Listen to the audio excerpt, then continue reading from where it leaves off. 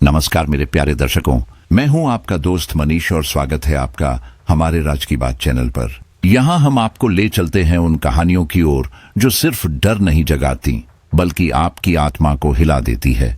अगर आपको यह सस्पेंस और डर की यात्रा पसंद आए तो वीडियो को लाइक करना मत भूलिए, चैनल को सब्सक्राइब कर लीजिए और बेल आइकन दबा दीजिए ताकि हमारी अगली खौफनाक कहानी सबसे पहले आप तक पहुंचे। कमेंट में बताइए आपको यह कहानी कैसी लगी और इसे अपने दोस्तों के साथ जरूर शेयर कीजिए ताकि वे भी इस अंधेरे सफर का हिस्सा बन सकें।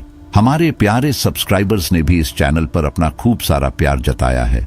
सागर गोहेल, शुभा रॉय, निशांत सोनवने, मायाबेन अहमदाबाद से, महेश कुमार दिल्ली से, अर्ज कुमार, रोहित कुमार दिल्ली से, अंजलि शर्मा भोपाल से, विक्रम सिंह पटना से, पूजा वर्मा लखनऊ से और अर्जुन मेहता जयपुर से हैं। अगर आप भी चाहते हैं कि आपका नाम इस डरावनी यात्रा की शुरुआत में लिया जाए तो अभी कमेंट कीजिए। हो सकता है अगली बार आपका नाम भी शामिल हो। तो अब तैयार हो जाइए उस दास्तान के लिए जो आपके दिल की धड़कनें थाम लेगी और आपकी सांसें तेज कर देगी। यह कहानी है 7 यक्षिणियों और श्रापित प्रेम की। काशी की तंग गलियों में एक ऐसा अंधेरा कोना था जहां लोग कदम रखने से भी डरते थे। वहां एक हवेली खड़ी थी, विरक्तनाथ हवेली। लोग कहते थे यह जगह श्रापित है। सदियों पहले यहाँ एक तांत्रिक कौशलानंद रहता था। उसके बारे में अफवाह थी कि वह सिर्फ मृत आत्माओं को वश में नहीं कर सकता था बल्कि अदृश्य लोक से यक्षिणियों को बुलाकर उन्हें अपना बना लेता था। दिन में वह साधु की तरह दिखता, लेकिन रात होते ही उसकी कुटिया से ऐसी आवाजें आती जो किसी की भी रूह जमा दें। चीखें, हंसी और तांत्रिक मंत्रों की गूंज पूरे इलाके में फैल जाती। गांव वाले कहते थे कि कौशलानंद ने 7 यक्षिणियों को वश में किया था। 7 औरतें, सौंदर्य की मूर्तियां, लेकिन रक्त की प्यासी आत्माएं। उनके नाम डर और फुसफुसाहट में ही लिए जाते। मोहिनी, जिसका रूप किसी भी पुरुष को पागल कर देता। रक्तिका, जिसके होंठ हमेशा खून से भीगे रहते। चंद्रमालिनी, जिसकी आंखों में चांदनी का झिलमिलाता नृत्य था। कालिका, जो अंधकार की रानी थी। वसुंधरा, जो धरती और मृतकों की राख से खेलती। ज्योत्ना, जो स्वप्नों का जाल बुन लेती। ध्वनि रंजनी, जिसकी वीणा की धुन सुनते ही आत्माएं पिघल जाती।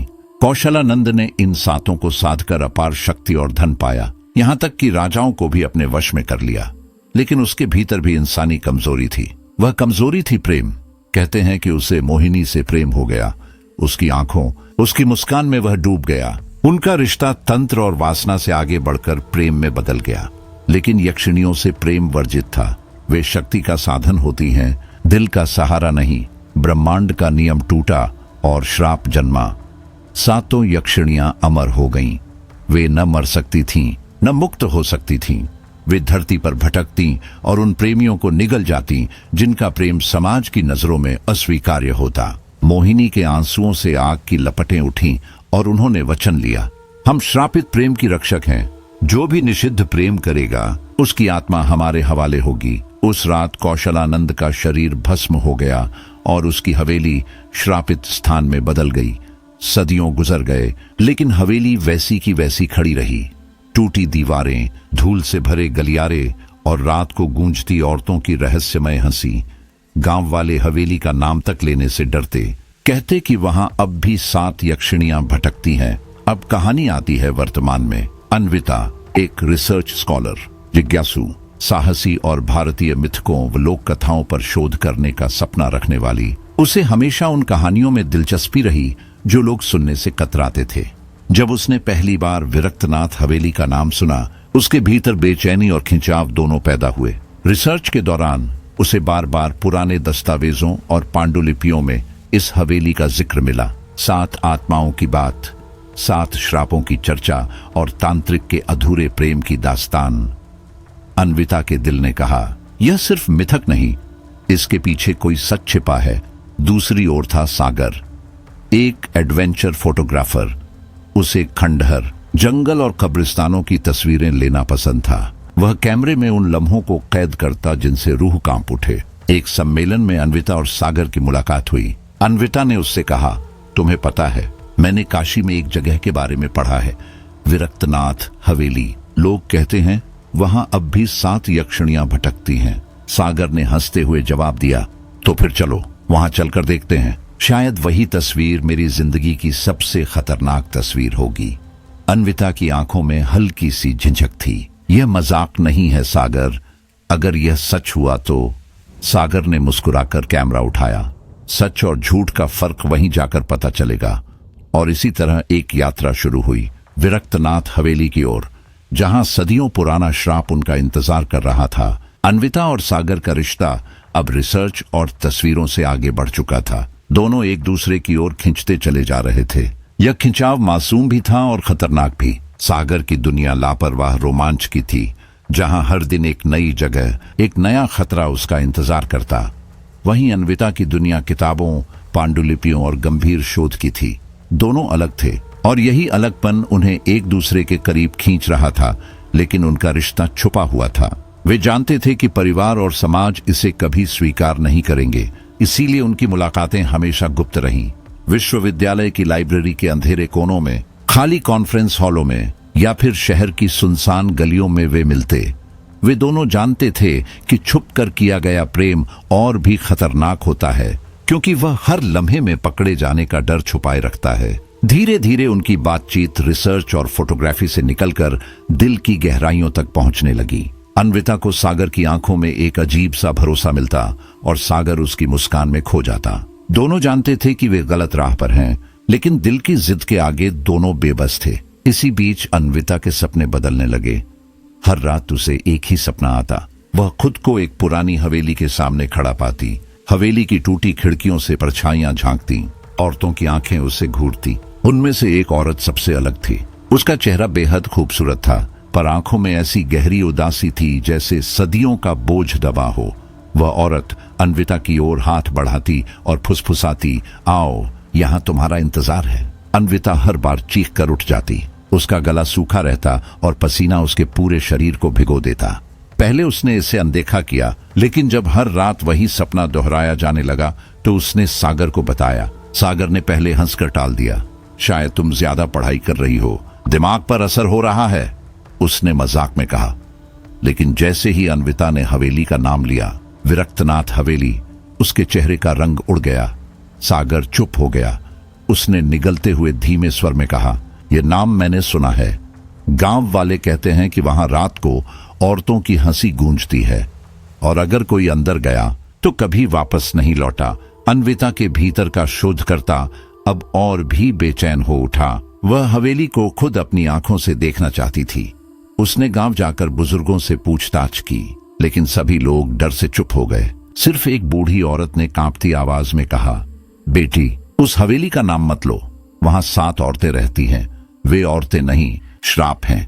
जो भी प्रेम करेगा वे उसे निगल जाएंगी। यह सुनकर अन्विता के रोंगटे खड़े हो गए, लेकिन उसके दिल में डर से ज्यादा उत्साह था। उसने तय कर लिया कि वह हवेली जरूर देखेगी। सागर ने बार बार मना किया, अन्विता, यह मजाक नहीं है, तुम्हें अंदाजा भी नहीं है वहां क्या हो सकता है। लेकिन अन्विता की आंखों की जिद देखकर आखिरकार वह भी मान गया। उसका कैमरा वैसे भी उस तस्वीर की तलाश में था जो अब तक किसी ने दुनिया को नहीं दिखाई थी। गांव से हवेली तक जाने वाला रास्ता सुनसान और वीरान था। दोनों तरफ सूखे पेड़ खड़े थे। उनकी टेढ़ी मेढ़ी शाखाएं हवा में ऐसे हिल रही थीं मानो रास्ता रोकना चाह रही हों। आसमान धुंधला था। बादल ऐसे लग रहे थे जैसे किसी ने काली चादर तानकर सूरज को छिपा दिया हो।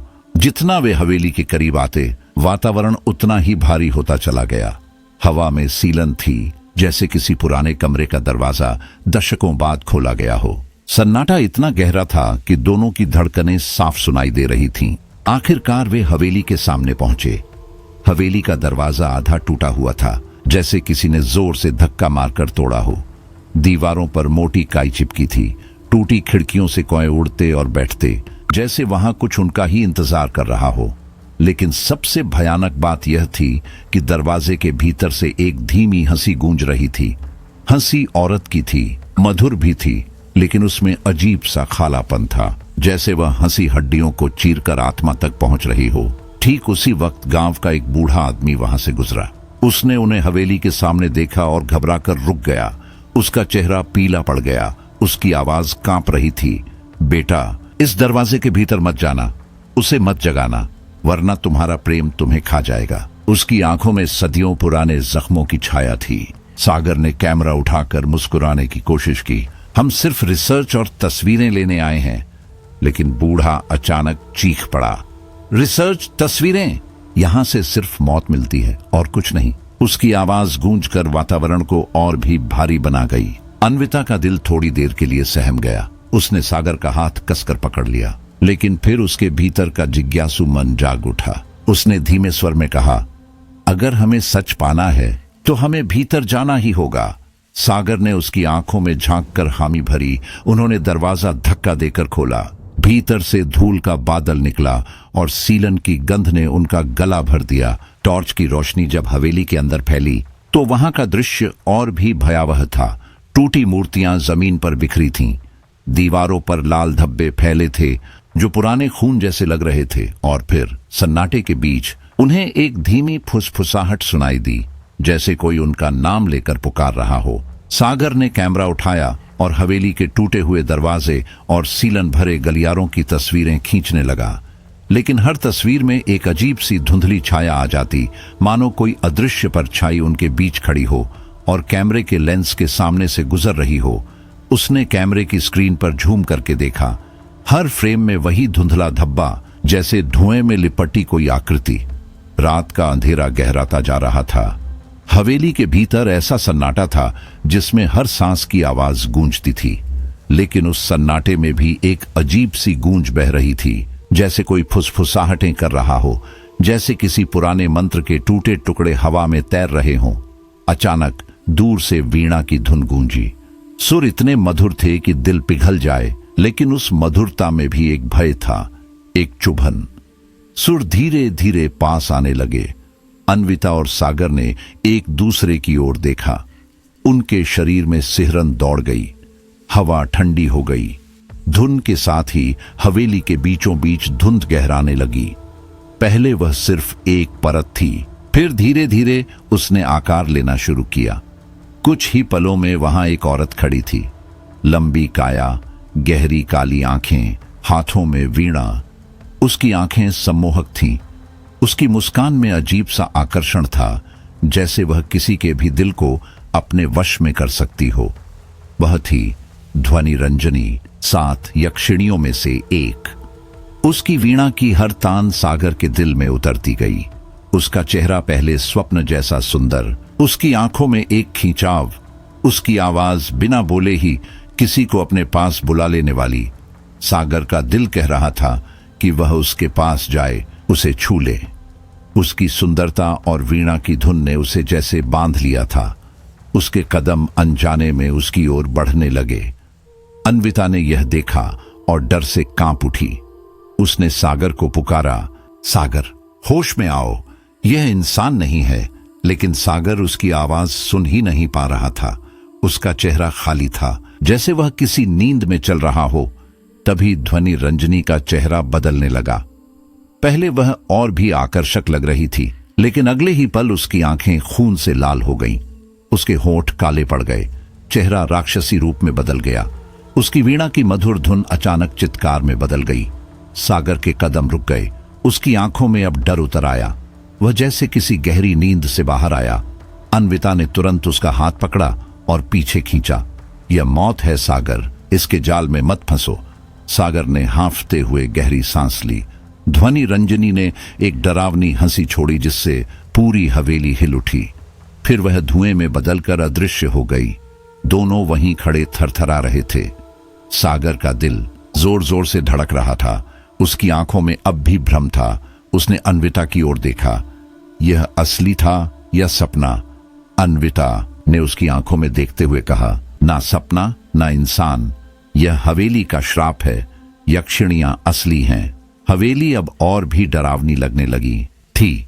दीवारें जैसे उनके कानों में फुसफुसा रही थीं और हर कोने से परछाइयां झांक रही थीं। लेकिन इसके बावजूद अन्विता के दिल में एक अजीब सा आकर्षण था। उसे लग रहा था कि हवेली की गहराई में कोई बड़ा राज छुपा है और अब वह पीछे नहीं हट सकती।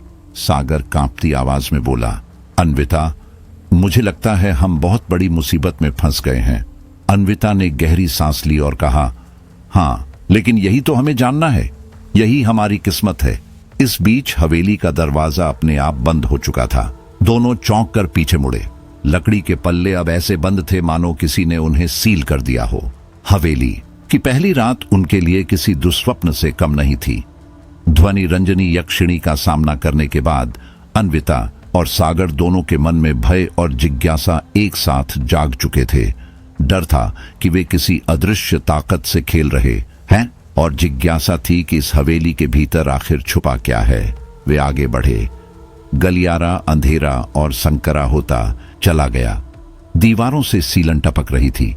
हर कदम पर उनके जूते धूल में घिसटते और एक हल्की सी आवाज पैदा करते।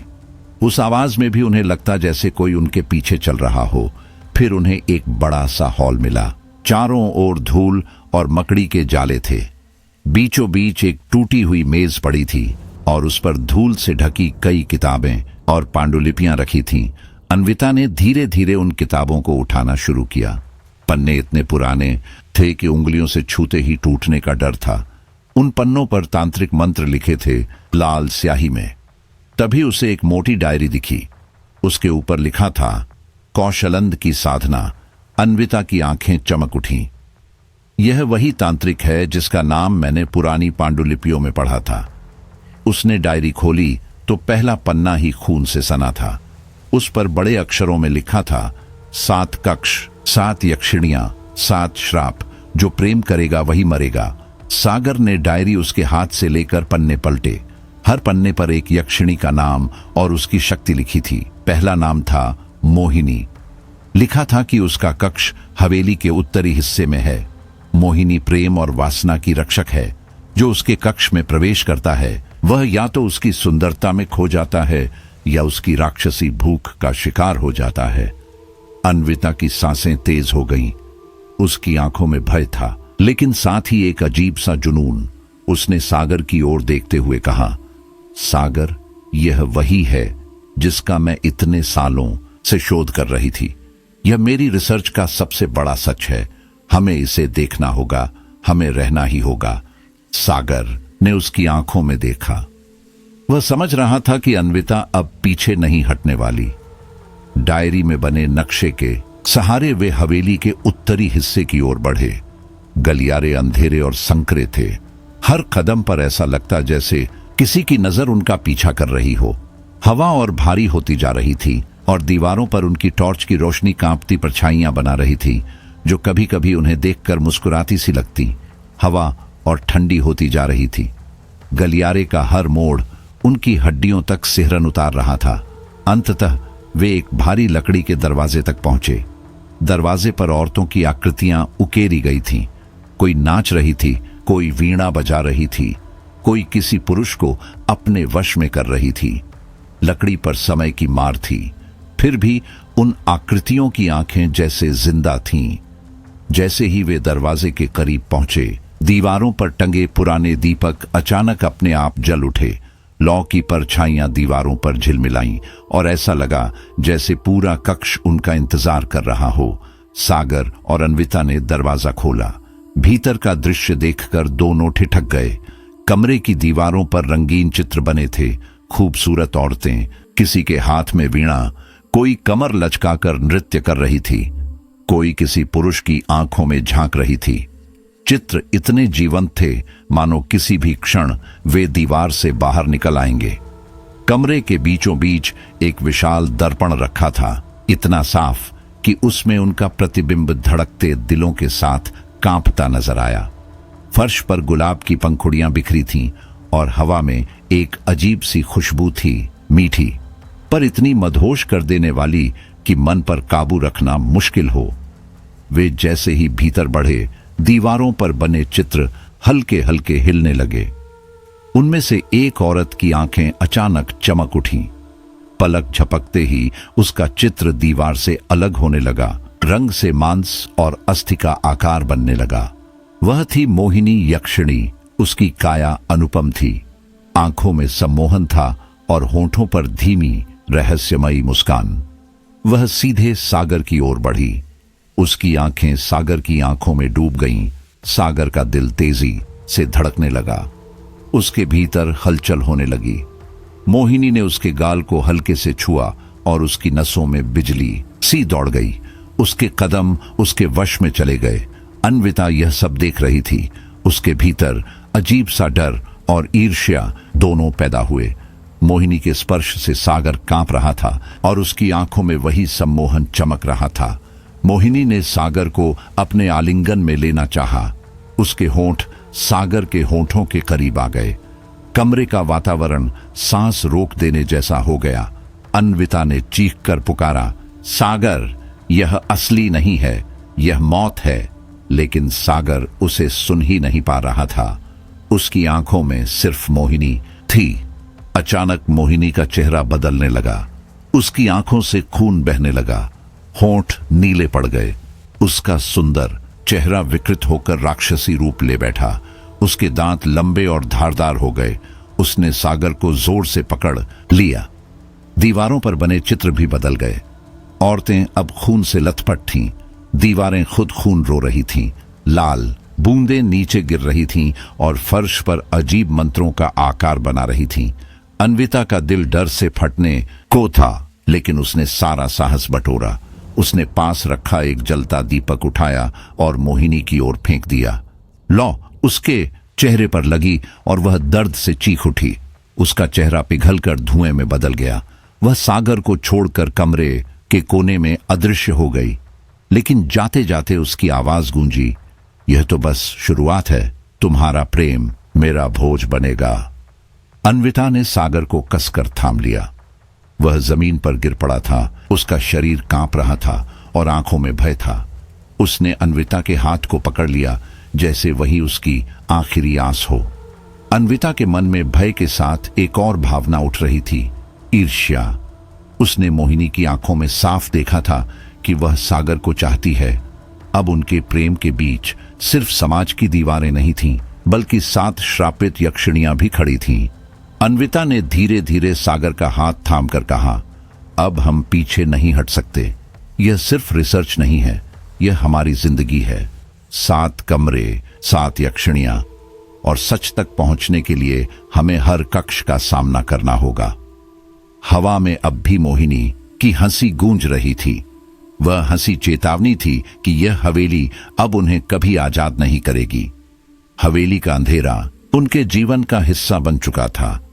पहली रात से ही अन्विता और सागर समझ चुके थे कि यह जगह सिर्फ खंडहर नहीं, बल्कि एक जीवित दानव है। हर सांस के साथ वह उनकी ताकत चूस रही थी। अन्विता बार बार कहती, सागर, यह हवेली हमें परख रही है। हर रात नए खेल, नई यातनाएं, यही इसकी सच्चाई है। रात होते ही हवेली की दीवारें बदल जाती, गलियारे कहीं और खुल जाते। हवा में अजीब सी खनक गूंजती, जैसे कोई अदृश्य शक्ति उनके कानों में फुसफुसा रही हो, तुम्हारा प्रेम झूठा है, तुम टूट जाओगे। दूसरी रात चांद पूरा आसमान पर खिला था। हवेली का वातावरण और भी विचित्र हो गया। खिड़कियों से आती चांदनी एक विशेष कक्ष को रोशन कर रही थी। वे जैसे ही उस कमरे के सामने पहुंचे, दरवाजा अपने आप खुल गया। अंदर का दृश्य सांस रोक लेने वाला था। पूरा कक्ष दूधिया चांदनी में नहाया हुआ था। फर्श सफेद संगमरमर का था और दीवारों पर चांद की आकृतियां बनी हुई थीं। कमरे के बीचों बीच एक स्त्री खड़ी थी। उसकी काया लंबी, चेहरा चमकदार और आंखों में चांदनी सी नमी थी। वह थी चंद्रमालिनी यक्षिणी। चंद्रमालिनी धीरे धीरे नृत्य करने लगी। उसका नृत्य इतना मोहक था कि आंखें हटाना असंभव था। उसके हर कदम के साथ फर्श पर चांदनी बिखरती जाती और फिर वही चांदनी धीरे धीरे रक्त रंजित लाशों का आकार लेने लगती। सागर ने भयभीत होकर फुसफुसाया, अन्विता, यह नृत्य हमें निगल लेगा। और अन्विता ने उसकी बांह कसकर पकड़ ली, क्योंकि दोनों जानते थे यह तो बस दूसरी परीक्षा की शुरुआत थी। सागर की आंखें फटी रह गईं। वह पहले मंत्रमुग्ध हुआ। चंद्रमालिनी का नृत्य उसके भीतर गहरे उतर रहा था। उसकी देह से निकलती आभा उसे अपनी ओर खींच रही थी। वह नृत्य किसी प्रेमिका का आलिंगन लगता था, किसी वासना का निमंत्रण। लेकिन जब उसने नीचे देखा तो उसकी सांसें अटक गईं। हर कदम के साथ फर्श पर लाशें उभर रही थीं। कभी किसी महिला की, कभी किसी पुरुष की। उनके चेहरे विकृत थे, दर्द से भरे हुए, आंखें फटी रह गई थीं, जैसे उन्होंने आखिरी पल में कोई असहनीय पीड़ा देखी हो। सागर के भीतर द्वंद्व शुरू हो गया। उसका दिल चंद्रमालिनी की सुंदरता की ओर भाग रहा था। उसकी आंखें उसे छू लेना चाहती थीं, पर उसका दिमाग उन लाशों को देखकर कांप रहा था। पसीना उसकी पीठ से बहने लगा। अन्विता यह सब देख रही थी। उसके दिल पर जैसे किसी ने शिकंजा कस दिया हो। उसने महसूस किया कि हवेली उनके प्रेम की परीक्षा ले रही है। चंद्रमालिनी धीरे धीरे सागर के करीब आई। उसकी आंखें सीधी सागर की आंखों में ढंसी। उसकी आवाज गूंजी, मधुर और सम्मोहक, क्या तुम सच में उसी के हो, या तुम्हारा दिल सिर्फ वासना से भरा है? सागर का होश उड़ने लगा। उसकी सांसें धीमी हो गईं। वह झुकने लगा। उसके होंठ चंद्रमालिनी की मुस्कान को छूने वाले थे। तभी अन्विता ने दिल की गहराई से चीख मारी। उसकी आवाज कक्ष की दीवारों से टकराई और गूंजती रही, सागर! तुम्हारा प्रेम मेरे लिए है, उसके लिए नहीं। सागर चौंक गया। उसकी आंखें झपकीं जैसे किसी नींद से जाग गया हो। उसने देखा कि चंद्रमालिनी की मुस्कान अब विकराल हंसी में बदल चुकी थी। उसकी आंखें लाल हो गईं। उसका चमकदार चेहरा काले धुएं में बदल गया। कमरे की दीवारें अब चांदनी से नहीं बल्कि काले धब्बों से ढक गईं। फर्श पर जो लाशें थीं वे सड़ने लगीं। उनकी दुर्गंध हवा में भर गई। चंद्रमालिनी ने अपने दोनों हाथ ऊपर उठाए। अचानक कमरे में ठंडी आंधी चलने लगी। पर्दे फटकर उड़ने लगे। दीपक बुझ गए। अन्विता और सागर ने एक दूसरे को कसकर पकड़ लिया। तभी छत से एक बड़ा पत्थर गिरा और उनके पास रखी एक पांडुलिपि खुल गई। उसके पन्नों पर खून जैसे अक्षरों में लिखा था, यदि सच्चे प्रेमी 7 रातें इस हवेली में गुजार लें तो श्राप टूट सकता है, किंतु इसकी कीमत होगी। दोनों ने पन्ने पर लिखे शब्द पढ़े। उनकी आंखें मिली। यह आशा की एक किरण थी। श्राप टूट सकता था, लेकिन कीमत शब्द उनके दिलों में गहरी चोट कर गया। कीमत क्या होगी? किसकी जान जाएगी? क्या उनमें से एक को मरना होगा? यह रहस्य सबसे बड़ा भय बन गया। अन्विता ने गहरी सांस ली और कहा, सागर, यह हवेली हमें परख रही है। ये देखना चाहती है कि हमारा प्रेम सच्चा है या सिर्फ आकर्षण। चंद्रमालिनी ने तुम्हें लुभाया, मोहिनी ने तुम्हें छूना चाहा, हर यक्षिणी हमें तोड़ना चाहती है। सवाल यह है कि हम टूटेंगे या साथ रहेंगे। सागर ने उसके कांपते हाथों को थामा। उसकी आवाज डगमगा रही थी, पर शब्दों में दृढ़ता थी। अगर हमें मरना भी पड़े तो मैं तुझे छोड़ूंगा नहीं, चाहे 7 रातें हों या 7 जन्म। पर उसके स्वर के पीछे एक अजीब सी घबराहट छुपी थी। अन्विता ने महसूस किया कि हवेली उनके दिलों के सबसे गहरे डर को खींच रही है। उस रात उन्होंने हवेली के एक अंधेरे कोने में शरण ली। बाहर हवाओं की गूंज थी। दूर कहीं चंद्रमालिनी की हंसी अब भी सुनाई दे रही थी।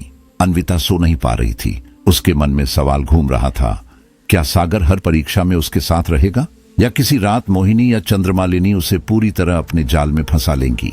उसके दिल में प्रेम और भय का युद्ध चल रहा था। धीरे धीरे रात बीत गई, लेकिन हवेली ने साफ कर दिया था कि यह प्रेम सिर्फ गुलाबों और सपनों का नहीं होगा। यह मौत और श्राप की आंधियों का सामना करेगा। 7 रातों का सफर अभी शुरू ही हुआ था और अन्विता समझ चुकी थी कि यह हवेली उनकी आत्मा तक को निचोड़ लेगी। तीसरी और चौथी रात तक वे कई भयावह घटनाओं से गुजरे। कभी दीवारों से निकलती परछाइयां, कभी सीढ़ियों पर चलते अदृश्य कदम, कभी कानों में किसी अनजान स्त्री की धीमी फुसफुसाहट। लेकिन 5वीं रात अब तक की सबसे भयानक साबित होने वाली थी। उस रात हवेली की गलियों में सिर्फ एक दीपक जल रहा था। चारों ओर घना अंधकार था। दीपक की लौ से उठता धुआं ऊपर घूमने लगा और धीरे धीरे एक चेहरा आकार लेने लगा। धुएं का आकार स्त्री का रूप लेने लगा। कुछ ही पलों में सामने खड़ी थी कालिका यक्षिणी। उसका चेहरा रहस्यमय था। उसकी आंखों में अंगारों जैसी लाली जल रही थी और होठों पर एक शैतानी मुस्कान थी। उसके आते ही हवेली की दीवारें कराहने लगीं, जैसे उन्हें किसी ने लोहे की जंजीरों से बांध दिया हो। हवा में गंध फैल गई, खून और जले हुए चंदन की। सागर उसकी ओर देखता रह गया। उसकी सांसें भारी हो गईं। कालिका ने धीमे स्वर में कहा, सागर, आज तू मेरे साथ एक अनुष्ठान करेगा। यह अनुष्ठान तुझे अमर बना देगा, तेरे प्रेम को अनंत बना देगा, पर इसकी शर्त है कि तू अपने शरीर और आत्मा को मुझे समर्पित करे। उसकी आवाज में इतनी गहरी कामुकता थी कि सागर के होश उड़ने लगे। हवेली का वह कक्ष अचानक अजीब से रंग में डूब गया। दीवारों पर लाल छायाएं नाचने लगी, मानो अंधेरे ने खुद को रूप देकर उनके चारों ओर जाल बुन लिया हो। कालिका ने अपनी हथेली हवा में उठाई और कुछ मंत्र बुदबुदाए। अगले ही पल फर्श पर रक्त से बना एक त्रिकोण उभर आया। रक्त ताजा लग रहा था, जैसे किसी की बलि अभी अभी चढ़ाई गई हो। उसकी गंध हवा में फैल गई और सागर का दिल अनजाने ही उसकी ओर खींचने लगा। वह त्रिकोण सागर के पैरों को अपने भीतर खींचने लगा। उसके कदम अनायास ही आगे बढ़ गए। उसका शरीर कांप रहा था, लेकिन उसका मन अब उसका नहीं रहा। कालिका की आंखों में अंगारे जल रहे थे। वह धीरे धीरे उसकी ओर बढ़ी। उसकी सांसों की गर्मी सागर के चेहरे को छू रही थी। उसका स्पर्श, उसकी महक, सब कुछ सागर को जकड़ रहा था। यह किसी साधारण अनुष्ठान की तरह नहीं था, यह एक इरोटिक रिचुअल था। कालिका ने उसके कंधों पर हाथ रखे और कानों में फुसफुसाई, बस एक क्षण और तू मेरा होगा। सागर की पलकें भारी हो गई। उसका शरीर जैसे नशे में डूब रहा था। उसकी सांसें धीमी पड़ रही थीं। उसकी आंखों में केवल कालिका थी। अन्विता ने यह दृश्य देखा तो उसका दिल जोर से धड़क उठा। उसके भीतर भय और गुस्से की आग एक साथ जल उठी। वह जान गई कि अगर अभी कुछ नहीं किया तो सागर हमेशा के लिए कालिका का कैदी बन जाएगा। उसने कांपते हाथों से पांडुलिपि उठाई, पन्ने हवा में फड़फड़ाए और अचानक उसके सामने वही मंत्र उभर आया जो कालिका के अनुष्ठान को रोक सकता था। अन्विता ने अपनी उंगली दांतों से काटी और रक्त से पन्ने पर बने मंत्र को पूरा किया। अचानक हवा का रुख बदल गया। दीपक बुझने लगे। कालिका ने चौंक कर उसकी ओर देखा। उसकी आंखें और लाल हो गईं। तू मुझे चुनौती दे रही है? उसकी गरजती आवाज हवेली की दीवारों को हिला गई। अन्विता ने डर के बावजूद मंत्र पढ़ना जारी रखा। उसने सागर का हाथ पकड़ा और पूरी ताकत से उसे त्रिकोण से बाहर खींचा। कालिका क्रोध से चीख पड़ी। अगले ही पल उसने अपनी हथेली से एक आग का गोला निकाला और अन्विता के सीने पर फेंक मारा। आग की लपटें उसके शरीर से टकराईं। अन्विता जमीन पर गिर पड़ी। उसका चेहरा पीला पड़ गया और उसके होठों से खून बहने लगा। अन्विता! सागर की चीख पूरे कक्ष में गूंज उठी। उसने उसे उठाकर अपनी गोद में लिया। उसकी आंखों में आंसू उमड़ आए। उसने कालिका की ओर देखकर चिल्लाया, तूने उसे चोट पहुंचाई, उसे छोड़ दे। लेकिन कालिका की हंसी हवेली के हर कोने में गूंज उठी। कमजोर इंसान, तूने मुझे ठुकराया, अब इसका परिणाम तू और यह दोनों भुगतोगे। इतना कहकर वह काले धुएं में बदल गई और अदृश्य हो गई। सागर ने अन्विता को सीने से लगाया। उसकी सांसें तेज थीं। कांपते होठों से उसने कहा, सागर, मुझे बचाने की कोशिश मत करना। हवेली का श्राप हमें ऐसे ही नहीं छोड़ेगा। उसके शब्दों ने सागर को अपराध बोध में डुबो दिया। उसे लगा कि उसकी कमजोरी ही अन्विता की इस हालत की वजह है। अगर वह कालिका की ओर न झुकता तो अन्विता को यह चोट कभी न लगती। उसकी आंखों में गहरा पछतावा और आत्मग्लानि थी। उस रात वे हवेली के दूसरे हिस्से की ओर बढ़े। वहां उन्हें एक गुप्त दरवाजा मिला जो तहखाने की ओर जाता था। वह दरवाजा सदियों से बंद था। लकड़ी सड़ चुकी थी, लेकिन जैसे ही उन्होंने उसे छुआ वह कराहते हुए खुल गया। नीचे जाते ही ठंडी हवा का झोंका उनके चेहरों से टकराया। नीचे अंधेरा था। टॉर्च की रोशनी ने जो दिखाया उसे देखकर दोनों के होश उड़ गए। तहखाने में 7 मूर्तियां खड़ी थीं, 7 यक्षिणियों की। उनकी मूर्तियां रक्त से सनी हुई थीं, मानो किसी ने अभी अभी बलि चढ़ाई हो।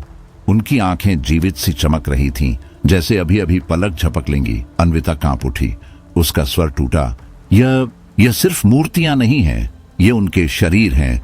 इन्हें तंत्र से कैद किया गया है और जब भी रात आती है यह जीवित हो उठती हैं। सागर के हाथ कांपने लगे। टॉर्च उसकी पकड़ से फिसलने को थी। तभी उनकी नजर तहखाने की दीवार पर उकेरी गई लिखावट पर पड़ी। उसमें लिखा था, यह हवेली तब तक श्रापित रहेगी जब तक कोई सच्चा प्रेमी अपने प्रेम की बलि न दे। श्राप टूट सकता है, किंतु इसके लिए एक प्रेमी का रक्त चढ़ाना होगा। दोनों के दिलों पर मानो किसी ने हथौड़ा मारा हो। अब राज साफ था। श्राप तोड़ा जा सकता था, लेकिन कीमत थी बलिदान। अन्विता की आंखों में आंसू भर आए। उसने सागर की ओर देखा। उसके भीतर डर, दर्द और प्रेम का मिश्रण था। उसने धीमे स्वर में कहा, अगर यही सच है तो मैं ही वह बलिदान बनूंगी। मैं चाहती हूं कि तू जिंदा रहे।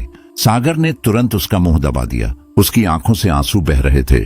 नहीं अन्विता, अगर बलिदान देना है तो मैं दूंगा। मैं तुझे खो नहीं सकता। दोनों एक दूसरे से लिपटकर रो पड़े। हवेली की दीवारों में फिर वही हंसी गूंज उठी। यक्षिणियां उनका दर्द देखकर मानो आनंद ले रही थीं।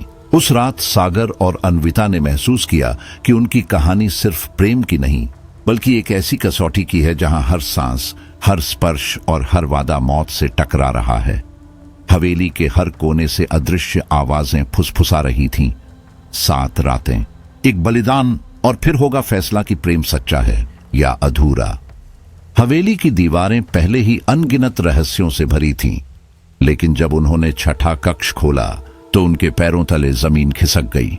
दरवाजे के खुलते ही दीवारों से तरल खून बहने लगा। ऐसा लगा मानो हवेली की नसें यहीं आकर फट गई हों। लाल तरल मोटे मोटे कतरे बनकर नीचे टपक रहा था। पूरे कमरे की हवा में लोहे जैसी गंध भर गई। टॉर्च की हल्की रोशनी उस खून को और भयावह बना रही थी। हर कोना सिहरन से भर गया। दोनों को लगा मानो कोई अदृश्य शक्ति उन्हें घूर रही हो, उनकी हर सांस गिन रही हो। धीरे धीरे कमरे की हवा भारी होती गई। सन्नाटे में सबसे पहले कदमों की आहट सुनाई दी, धीमी, नरम मगर जहरीली। उस आहट ने दोनों की सांसें रोक दी और फिर अंधेरे से आकार लेकर सामने आई रक्तिका। वह लाल साड़ी में लिपटी हुई थी। उसके रेशमी बाल कंधों पर बिखरे थे। उसके होंठ लाल थे, इतने गहरे लाल कि लगता था जैसे अभी अभी किसी का खून पीकर उठी हो। उसकी आंखों में खून की चमक थी, पर चेहरा इतना मोहक कि देखते ही सागर की सांस अटक गई। रक्तिका धीरे धीरे उसकी ओर बढ़ी। उसकी चाल में कामुकता थी। उसकी देह से उठती गंध पूरे कमरे को भर रही थी। सागर का दिल तेजी से धड़कने लगा। वह जानता था कि यह खतरा है, पर उसकी नजरें उससे हट ही नहीं पा रही थीं। रक्तिका ने मधुर स्वर में कहा, तू वही है जिसकी प्रतीक्षा मैंने सदियों से की है। तेरे होंठों में वह जीवन है जिसे मैं चाहती हूं। उसके शब्द जादू की तरह सागर के कानों में उतर गए।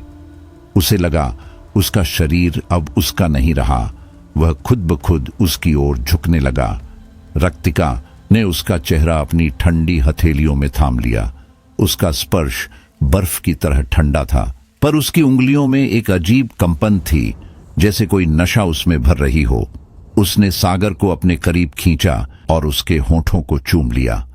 पहले वह चुंबन इतना मोहक था कि सागर की रूह तक कांप गई।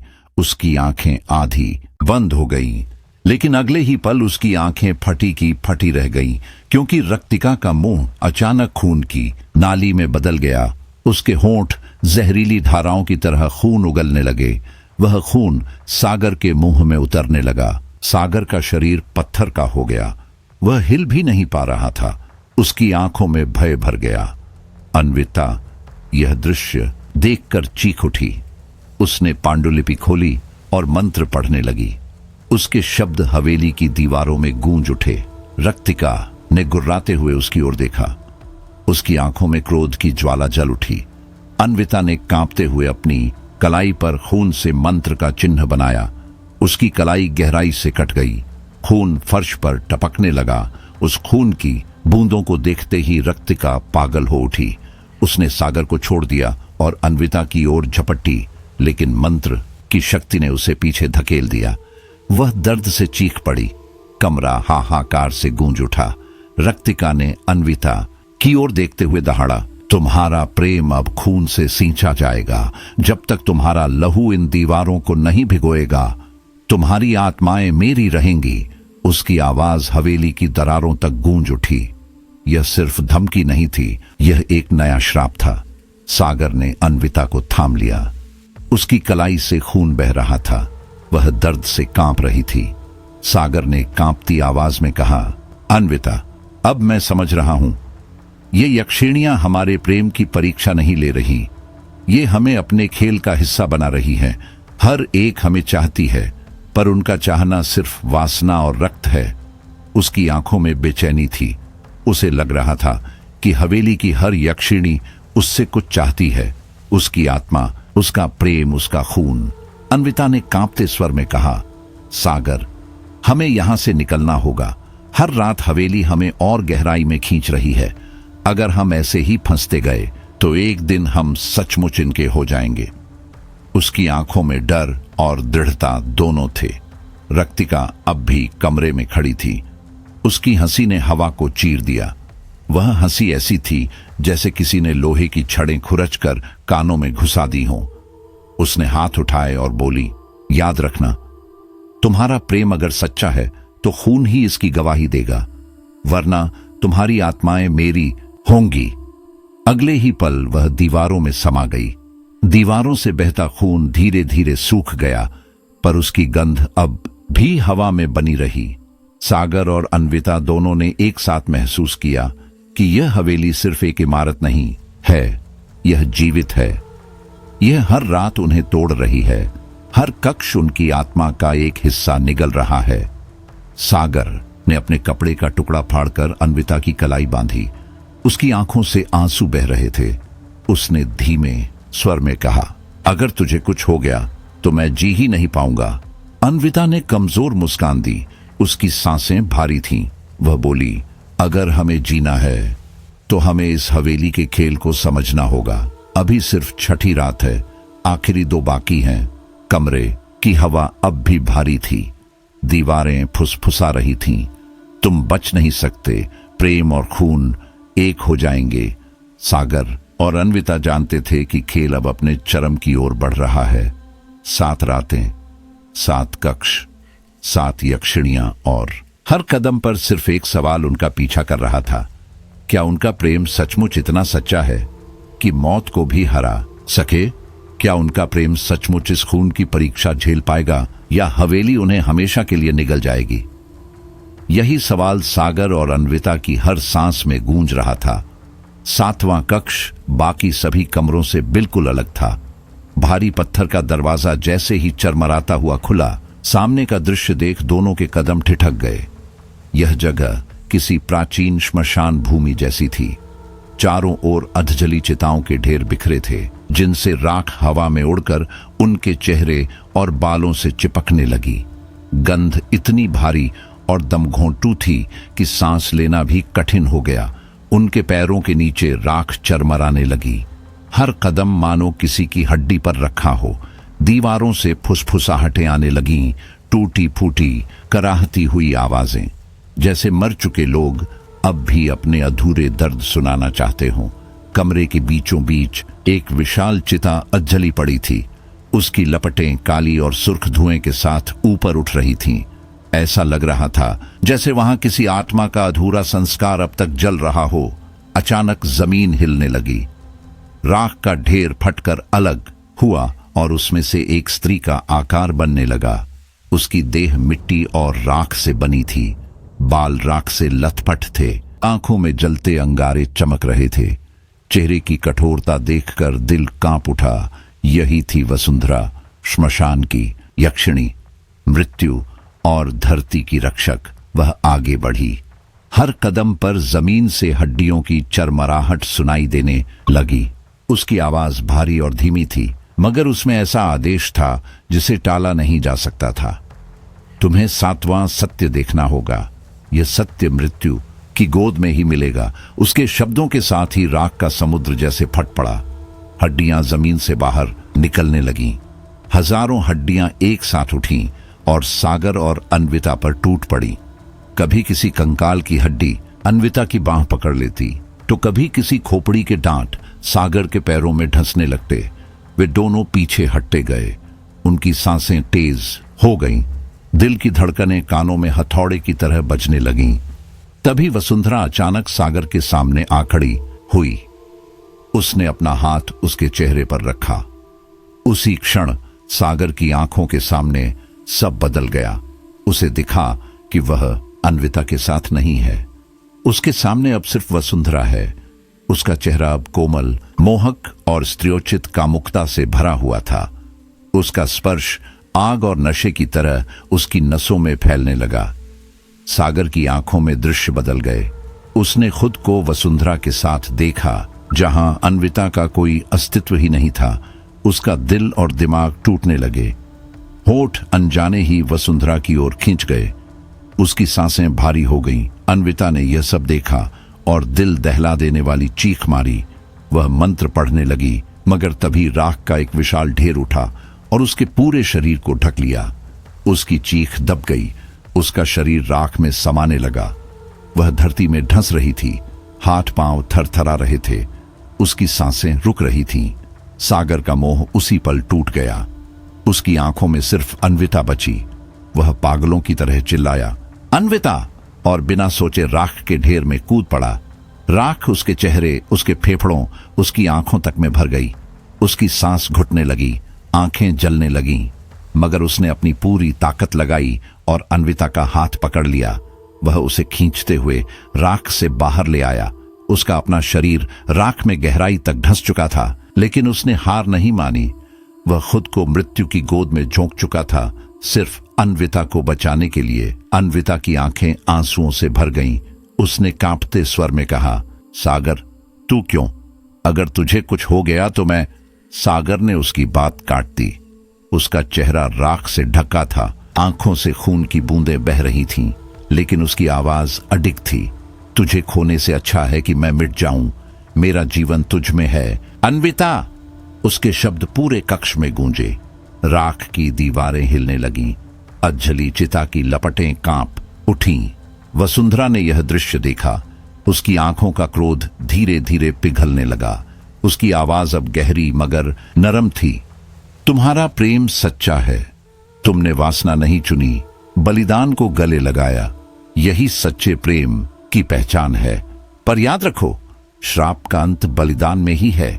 तुम्हें चुनना होगा, प्रेम जीवित रहेगा या एक प्राण।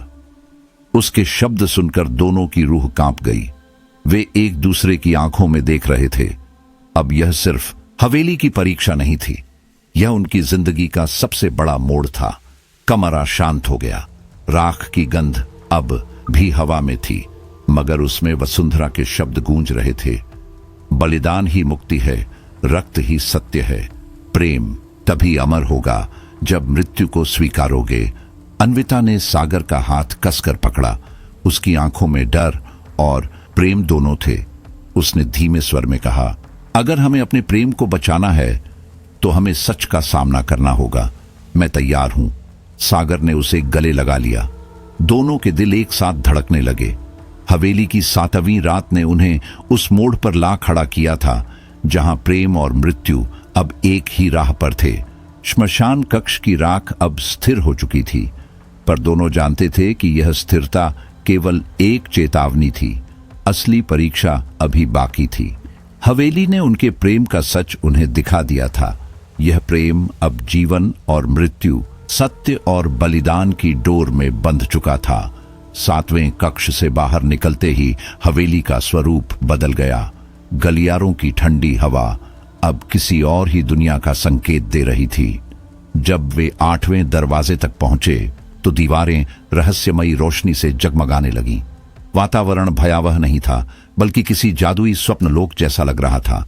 दरवाजा खुला तो सामने का कक्ष हजारों आईनों से भरा था। ऊंचे ऊंचे शीशे चारों ओर खड़े थे और उनमें उनकी परछाइयां बार बार टूटकर बिखर रही थीं। रोशनी आईनों से टकराकर पूरे कमरे में झिलमिला रही थी, जैसे असंख्य तारे अचानक धरती पर उतर आए हों। हवा में अजीब सी मीठी गंध फैली थी, एक ऐसी गंध जिसमें किसी अनकहे आकर्षण की नमी थी। सागर और अन्विता को लगा मानो वे किसी सपने में कदम रख चुके हों, पर इस सपने में एक अजीब डर छिपा था, मोह और भय का मिलाजुला खेल। धीरे धीरे आईनों की चमक और गहरी होने लगी। उनमें से एक आईने पर धुंध जमी और उसमें एक स्त्री का रूप उभर आया। उसका चेहरा ऐसा था कि देखते ही मन थम जाए। त्वचा चांदनी जैसी उजली, आंखें गहरी काली जैसे उनमें कोई अंतहीन सागर छिपा हो, और होंठ गुलाब की पंखुड़ियों जैसे नरम। उसका शरीर पारदर्शी चांदनी की साड़ी में लिपटा था, जो हर सांस के साथ लहराता और उसकी मोहकता को और गहरा कर देता। यही थी ज्योत्सना, माया और स्वप्न की यक्षिणी। उसने मुस्कुराकर कहा, स्वागत है मेरे स्वप्न कक्ष में। यहां सच और सपना दोनों एक ही हैं। जो तुम चाहोगे वही देखोगे, लेकिन क्या वह सच होगा ये तुम्हें खुद जानना होगा। उसकी आवाज में इतनी मधुरता थी कि सागर का दिल कांप उठा। उसकी सांसें तेज हो गईं। ज्योत्सना ने अपनी हथेली हवा में घुमाई। उसी पल सागर की आंखें भारी होने लगीं। नींद धीरे धीरे उसे अपनी गिरफ्त में लेने लगी। अगले ही पल उसने खुद को एक बिल्कुल अलग जगह खड़ा पाया। चारों ओर चांदनी फैली थी, फूलों की महक हवा में थी और उसके सामने अन्विता खड़ी थी। वही मुस्कान, वही आंखें, वही स्पर्श, जैसे कॉलेज के दिनों की यादों में लौट आया हो। उसने सागर का हाथ थामा और फुसफुसाई, मैं हमेशा तेरे साथ हूं। सागर ने उसे गले लगा लिया। उसका दिल गर्माहट से भर गया। यही उसका सच्चा प्रेम था। लेकिन अचानक सब बदल गया। अन्विता की मुस्कान गायब हो गई। उसकी जगह वही ज्योत्सना थी। उसका आलिंगन और भी मोहक था। उसकी सांसें सागर के कानों से टकराकर उसके दिल की धड़कनें बढ़ा रही थीं। सागर को समझ ही नहीं आया कि यह सपना है या हकीकत। उसकी आंखों के सामने बार बार दृश्य बदल रहा था, कभी अन्विता, कभी ज्योत्सना। उसका दिमाग पागल होने लगा। असली अन्विता ने यह सब देखा तो उसका दिल टूट गया। उसकी आंखों में आंसू भर आए। उसने देखा कि सागर किसी और स्त्री की बाहों में है। हवेली सचमुच उनके बीच दीवार खड़ी कर रही थी। उसने कांपते होंठों से मंत्र पढ़ना शुरू किया। उसके शब्द दीवारों से गूंजे, मगर जितना वह पढ़ती उतना ही ज्योत्सना का जादू गहराता गया। आईनों में बार बार वही दृश्य झिलमिलाता। सागर किसी और के आलिंगन में है। सागर पागलपन की हद तक पहुंच रहा था। वह कभी अन्विता को पुकारता, कभी ज्योत्सना की आंखों में डूब जाता। उसकी आत्मा जैसे दो हिस्सों में बंट गई थी। एक तरफ उसका सच्चा प्रेम और दूसरी तरफ एक अजय वासना। ज्योत्सना उसकी आंखों में झुककर बोली, अगर तू मुझे अपनाएगा तो मैं तुझे इस श्राप से मुक्त कर दूंगी, पर अगर तू मुझे ठुकराएगा तो अन्विता हमेशा के लिए तुझसे दूर हो जाएगी। उसके शब्द सागर के दिल को चीर गए। उसकी सांसें अटक गईं। अन्विता ने अपनी पूरी ताकत जुटाई। उसने मंत्र का अंतिम उच्चारण किया। उसी पल कमरे की दीवारें कांप उठीं। आईनों पर गहरी दरारें पड़ने लगीं। अचानक सपना टूट गया। दोनों वापस उसी कक्ष में लौट आए। सागर जमीन पर गिरा हुआ था। उसका शरीर पसीने से भीगा था। उसकी सांसें बेकाबू थीं। अन्विता उसके पास भागी। उसने उसे संभाला। उसकी आंखों में दर्द था, गुस्सा था और प्रेम भी। उसने कांपते स्वर में कहा, सागर, तूने मुझे खो दिया था। मैं तेरे सामने थी और फिर भी तूने उसे गले लगाया। उसकी आंखों से आंसू बहने लगे। सागर हक्का बक्का रह गया। उसकी आवाज टूटी हुई थी, नहीं अन्विता, मैं कसम खाता हूं, मैं तुझसे ही प्यार करता हूं। मुझे समझ ही नहीं आया कि क्या सच था और क्या सपना। सब धुंधला था। लेकिन तभी हवेली की दीवारों से ज्योत्सना की हंसी गूंज उठी। उसकी आवाज कमरे के हर कोने से आई, यही तो मेरा खेल है। जब प्रेम और भ्रम एक जैसे लगें तभी असली परख होती है। अगर तुम्हारा प्रेम भ्रम में भी जीत पाए तभी तुम इस हवेली से निकल सकोगे। कमरा पूरी तरह अंधेरे और दहकती लौं से भर चुका था। सातों यक्षिणियां अपने अपने भयंकर रूप में खड़ी थीं। मोहिनी की आंखों में पिघला हुआ जादू, चंद्रमालिनी की देह से रिश्ती चांदनी, कालिका की लपटों जैसा क्रोध, रक्तिका के खून से भीगे होंठ, वसुंधरा की राखीली जटाएं, ज्योत्सना का मायावी सौंदर्य और अंत में वह सातवीं जिसकी आंखों में सिर्फ शून्य था। उसके चेहरे पर न सुंदरता थी न विकृति, सिर्फ ऐसा खालीपन कि देखते ही आत्मा कांप जाए। सागर और अन्विता सातकोणीय घेरे में खड़े थे। उनके दिल की धड़कनें अब हवेली की दीवारों में गूंज रही थीं। सातों यक्षिणियां उन्हें इस तरह घेर कर देख रही थीं जैसे शिकारी अपने आखिरी शिकार पर झपटने से पहले खिलवाड़ कर रहे हों। तभी हवा में धुएं का सैलाब उठा।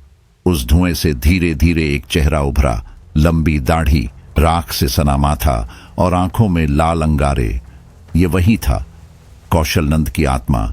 उसकी गूंजती हुई आवाज पूरे हाल में फैल गई, तुम बहुत दूर तक आ गए हो। अब सच छुपा नहीं रह सकता। यह हवेली, यह श्राप, यह यक्षिणियां, सब मेरे अधूरे प्रेम की देन है। जब मोहिनी ने मुझे छोड़ा था, जब उसका हृदय मुझसे हट गया था, तभी मैंने इस हवेली को बना लिया। मैंने उसे और उसकी सहेलियों को कैद कर लिया ताकि कोई भी प्रेमी सुखी न रह पाए।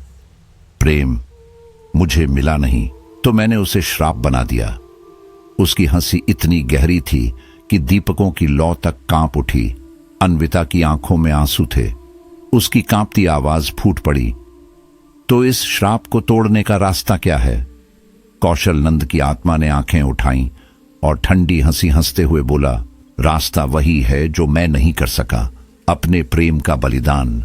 सिर्फ एक प्रेमी जीवित रह सकता है, दूसरे को मरना होगा। तभी यह यक्षिणियां मुक्त होंगी, तभी यह हवेली शांत होगी। अगर तुमने इनकार किया तो तुम्हारी आत्माएं हमेशा के लिए यहीं कैद हो जाएंगी। कमरे में अचानक सन्नाटा छा गया। केवल दीपकों की टिमटिमाहट और दोनों के दिलों की धड़कन सुनाई दे रही थी। सागर ने बिना सोचे अन्विता की ओर देखा। उसकी आंखें आंसुओं से भरी थीं, पर उनमें एक अटूट दृढ़ता भी थी। उसने ऊंची आवाज में कहा, अगर यही श्राप तोड़ने का रास्ता है तो मैं तैयार हूं। मैं मर जाऊंगा, लेकिन अन्विता जिंदा रहेगी। उसका जीवन मेरी हर सांस से अधिक कीमती है। उसकी आवाज में इतनी सच्चाई थी कि एक पल के लिए यक्षिणियां भी ठिठक गईं। अन्विता चीख उठी, नहीं सागर, ऐसा मत कह। प्रेम में बलिदान नहीं, साथ जीना होता है। अगर तू चला गया तो मेरा जीना भी मौत जैसा होगा। मैं तेरे बिना एक पल नहीं रह सकती। अगर श्राप टूटना है तो हम दोनों साथ रहकर तोड़ेंगे, अलग होकर नहीं। उसकी आंखों से आंसू झरते रहे। उसने सागर का हाथ कसकर पकड़ लिया।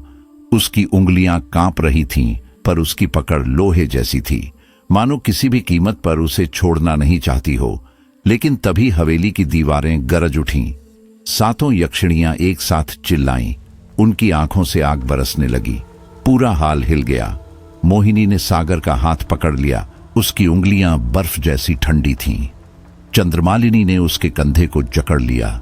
सागर का शरीर अकड़ गया। दूसरी ओर रक्तिका और ज्योत्सना ने अन्विता को घसीटना शुरू कर दिया। उसके पैरों के नीचे की जमीन खून से लाल हो गई। दोनों चीखते हुए एक दूसरे की ओर हाथ बढ़ा रहे थे। उनके बीच बस कुछ ही इंच का फासला रह गया था। उनकी उंगलियां एक दूसरे को छूने ही वाली थीं, और तभी कौशल नंद की दहाड़ती हुई हंसी गूंजी। देखा, प्रेम कितना कमजोर है। हवेली ने हजारों प्रेमियों को तोड़ा है। तुम दोनों भी इसका अपवाद नहीं बनोगे। उसकी हंसी के साथ हवेली की छत से राख बरसने लगी। दियों की लौ एक एक करके बुझने लगी। पूरा हाल अंधेरे में डूब गया। सागर और अन्विता के बीच अब सिर्फ अंधकार था। एक ऐसा अंधकार जो तय करेगा कि उनका प्रेम अमर होगा या हवेली का हिस्सा बनकर हमेशा के लिए कैद। मैंने भी मोहिनी को ऐसे ही खोया था। कौशल नंद की आत्मा गर्जी। उसकी आवाज में दर्द और पागलपन एक साथ गूंज रहे थे। और अब तुम दोनों भी अपने प्रेम को मरते देखोगे। तुम्हारा खून ही इस हवेली की प्यास है।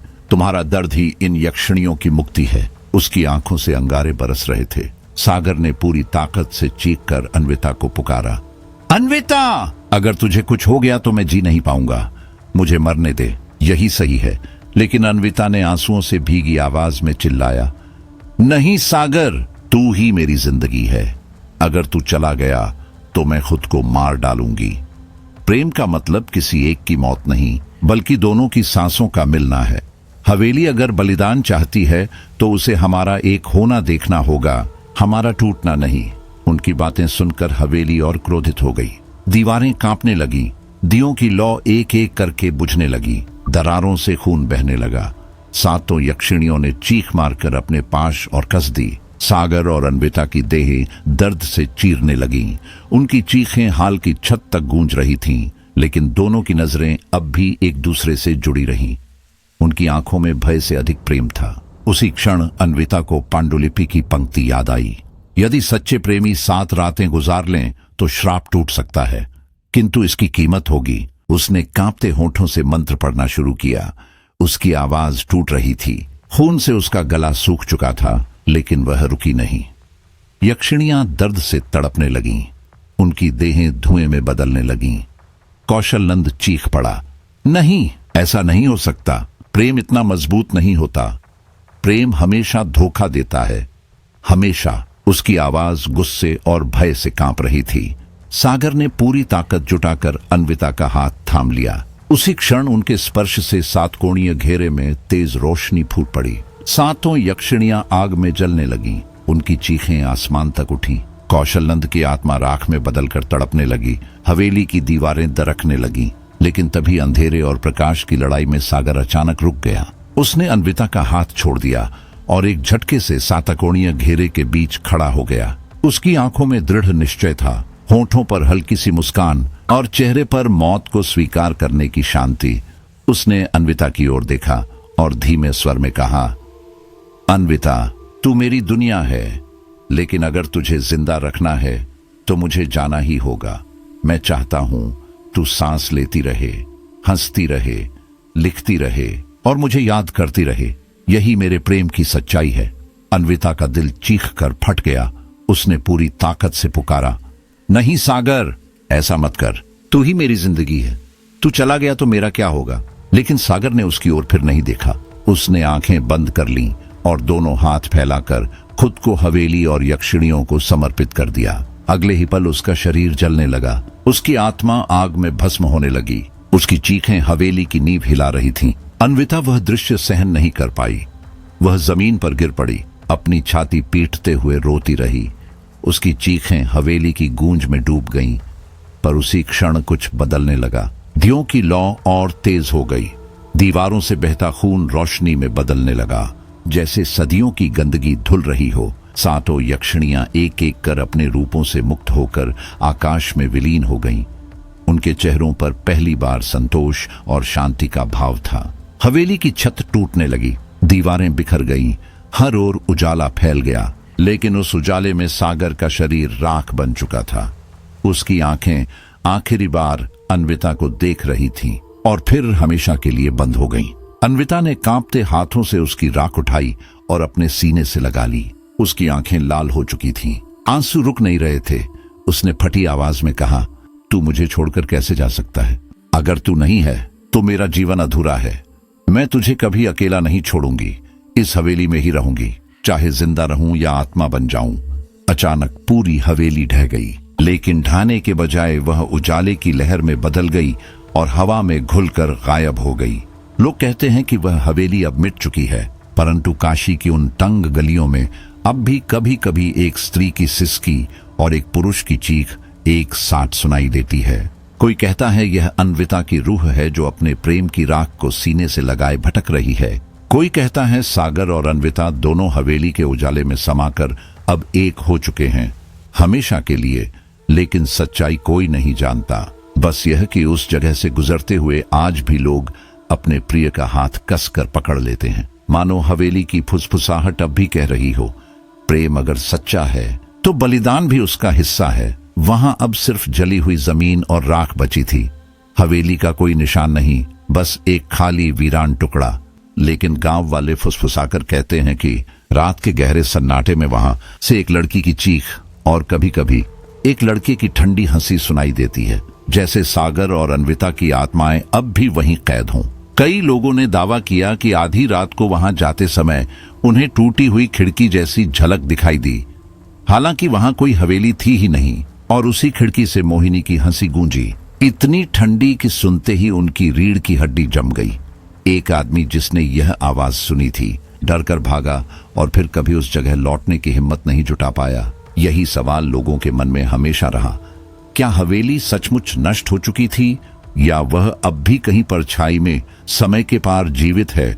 लेकिन इसके बाद एक और किस्सा सामने आया जिसे लोग सच मानते हैं। कहते हैं अन्विता बच गई थी। किसी चमत्कार से वह राख और अंधेरे के बीच से बाहर निकल आई, पर उसका चेहरा बदल चुका था। उसकी आंखों में हमेशा के लिए एक गहरा दुख बस गया था। वह सागर की राख को एक कलश में लेकर अपने साथ ले गई। उसी दर्द के साथ उसने एक किताब लिखी, 7 यक्षिणियां और श्रापित प्रेम। यह किताब लोगों के बीच बहुत प्रसिद्ध हुई। पाठक इसे पढ़कर रोते, कांपते, डरते, लेकिन अन्विता को कभी सुकून नहीं मिला। हर रात जब वह अकेली होती, आईने में उसे सागर की परछाई दिखाई देती। कभी वह मुस्कुराता, कभी गुस्से से घूरता, कभी प्यार से उसके आंसू पोंछता और कभी बस खामोश खड़ा रहता, मानो उसे याद दिलाता हो कि उसका प्रेम अधूरा है, अधूरा ही रहेगा। यही था इस कहानी का असली ट्विस्ट। हवेली मिट गई थी, पर श्राप नहीं। वह श्राप अब अन्विता के दिल और आत्मा पर हमेशा के लिए जिंदा था। तो क्या सागर और अन्विता की आत्माएं हवेली में कैद हो गईं? क्या हवेली सचमुच नष्ट हुई या यह सब अन्विता के दर्द और भ्रम की परछाई थी? सच कोई नहीं जानता, बस इतना निश्चित है कि यह प्रेम श्रापित था और श्रापित प्रेम की यह गूंज आने वाली सदियों तक लोगों को डराती और रुलाती रहेगी। तो दोस्तों, यह थी आज की खौफनाक और रहस्यमय कहानी, 7 यक्षिणी और श्रापित प्रेम। एक ऐसी दास्तान जिसने हमें दिखाया कि मोह, वासना, प्रेम और बलिदान का खेल कितना अंधकारमय और खतरनाक हो सकता है। क्या आपको भी हवेली की सिसकियां और यक्षिणियों की परछाइयां अब अपने आसपास महसूस हो रही हैं? अगर हां, तो यही है पिशाच यूट्यूब चैनल का असर। अगर कहानी ने आपकी धड़कनें तेज कर दी हैं, तो इस वीडियो को लाइक करें और चैनल को सब्सक्राइब करके हमारी डरावनी फैमिली का हिस्सा बन जाइए। कमेंट करके बताइए कि आपको कहानी का कौन सा हिस्सा सबसे ज्यादा खौफनाक और रहस्यमय लगा।